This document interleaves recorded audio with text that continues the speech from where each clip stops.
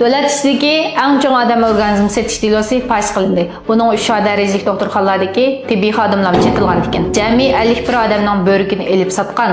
Chetishlik summa 10 million 340 ming yuandan oshgan. Bu davlatimizda ayblangan eng chong odam organizmini qonunsiz elib setish delosi tashkillovchi Jingwei ijara uyida qonunsiz holda boshqalarning bo'rkini elib, andin Beyjandagi Salaytiba 3 darajalik doktorxonaning suydik ajratish sistemasi tashqi kasalliklar bo'limining mudiri orqali börek ko'chirgan. Suydik ajratish sistemasi kasalliklari bo'limining mudiri odam organizmini setishga tashkillash jinoyatiga chetilganligi uchun oxir 12 yillik muddat qamoq jazosiga hukm qilingan. Aniqlanishicha, Jingwei dastlabda to'rda odam organizmi vositasi bo'lib, pul topgan, keyin texmi ko'p manfaatga erishish uchun odam organizmini elib setish yurish mulozimati tashkillagan. 2009-yili Jingwei Beyjandagi ma'lum 3 darajalik doktorxonaning suydik ajratish kasalliklari tashqi bo'limining mudiri bilan hamkorlashgan.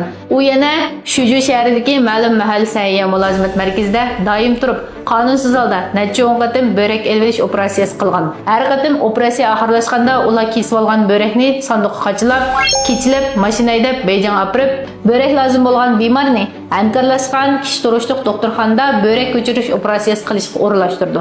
Bir qatim Beyjang börek to'shish jarayonida qatnash voqeasi yuz berib, 3 börek ziyonga uchraydi. Shunga ular uzun yo'lliq to'shishning xatarini ko'z tutib, Beyjangda 4 qavatlik bir kichik binoni ijaraga olib, börek elvetish operatsiyasi qilgan qor doktorxona soldi. Bu guruhdagi sestralar boshliqining iqroriga asoslanganda börekni elvetish operatsiyasi qilgan bu doktorxonada hatto qutqizish aslarlarimi yo'q ekan. Junxo Xalq Jumhuriyatining Jinoiy ishlar qonunining 234-modda 1-tarmoq belgilangan asosan boshqalarni odam organizmi setishga uyushtirganlarga 5 yildan tuvan muddatli qamoq jazosi berildi. Qo'shimcha shtraf qo'yildi. Qilmish og'ir bo'lganlarga 5 yildan yuqori muddatli qamoq jazosi berildi.